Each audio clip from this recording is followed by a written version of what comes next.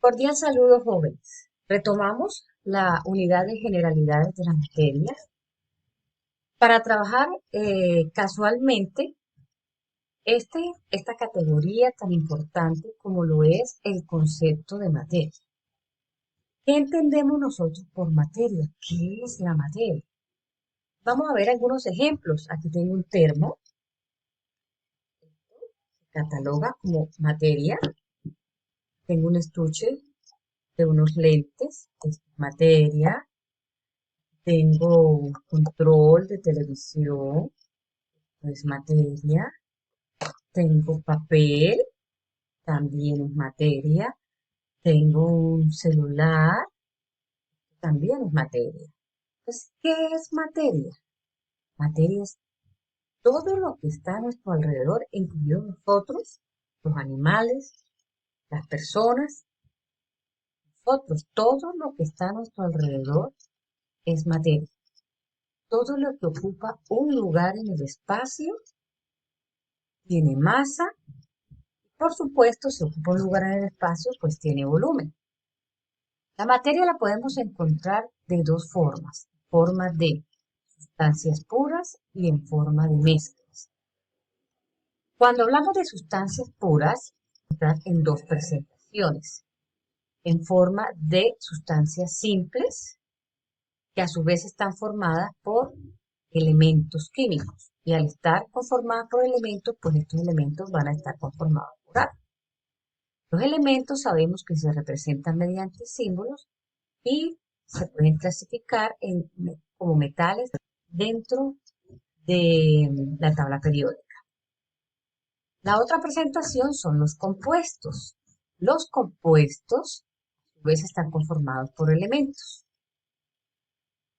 También encontramos materia en forma de mezclas. Las mezclas pueden ser a su vez mezclas homogéneas. Recordamos aquellas sustancias, aquella es la combinación de varias sustancias que van a quedar en una sola fase.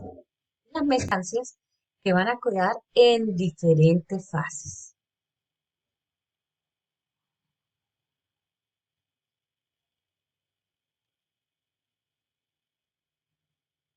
Bien.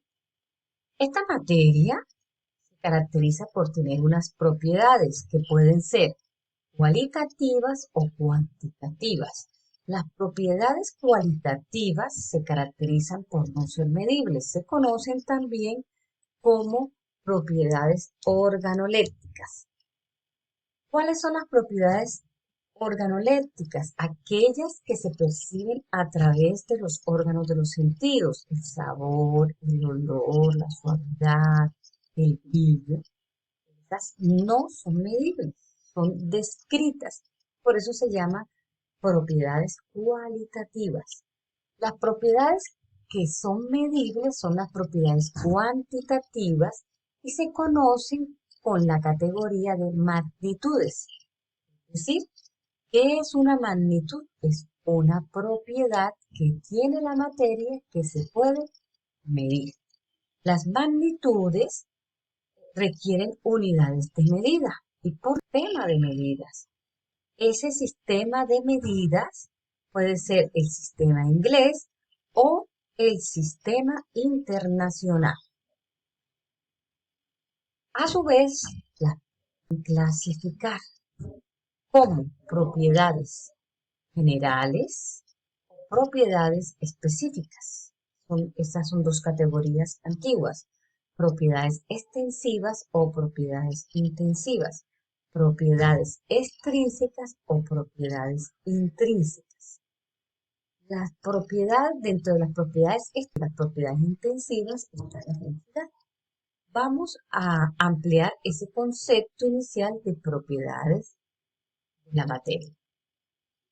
Propiedades extensivas, propiedades generales o propiedades extrínsecas. Hago referencia a las tres categorías o a los tres nombres que corresponden a la misma. ¿Por qué? Porque el término general es antiguo. Hoy en día se utiliza el término de propiedades extensivas. Si las generales se llaman extensivas, las específicas se llaman intensivas. Si las generales se llaman extrínsecas, las específicas se llaman intrínsecas. ¿Cuáles son las propiedades generales? Tenemos la masa, peso, la inercia, el volumen, la impenetrabilidad. ¿Qué es la masa? Es la cantidad de materia que tiene el cuerpo. ¿Cómo se mide la masa? Se mide con un instrumento que se llama balanza. En un momento vamos a aprender a utilizar una balanza. ¿Es lo mismo masa que peso? No. No es lo mismo, sin embargo, en la cotidianidad nosotros tendemos a confundir el concepto de masa y peso. El peso hace referencia a la fuerza con que la Tierra trae los cuerpos por acción de la gravedad. Nosotros vamos a la tienda y decimos, péseme un kilo de carne, péseme 5 libras de papa, péseme 2 libras de yuca. Esa expresión de peso es incorrecta. Voy a pesar, yo peso 70 kilos. Esa expresión es incorrecta.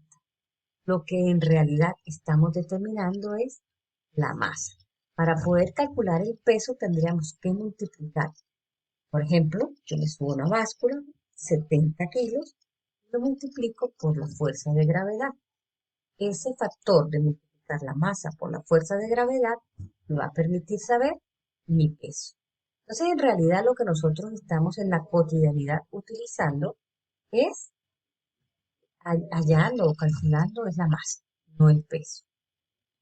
Es la inercia, es la propiedad que tienen los cuerpos para mantener el estado de reposo de movimiento en el cual se encuentra. Por ejemplo, vamos en un vehículo manejando y vamos. Si usted frena intempestivamente, ¿qué ocurre? El cuerpo hace este movimiento hacia adelante y hacia atrás. El cuerpo trata de mantener la inercia. ¿Sí? Usted va a ver algo que sea en las bucetas, a veces usted ve que a los muchachos les gusta ir como de bandera. Es incorrecto hacerlo por seguridad. Entonces, ¿qué hacen ellos? Van ahí, de pronto, al muchacho en una buceta y le dice, señor, me deja en la esquina. Entonces, el vehículo empieza a detenerse y no espera que se detenga completamente, sino que se tira. ¿Qué ocurre con ese muchacho? Depende de lo que él haga.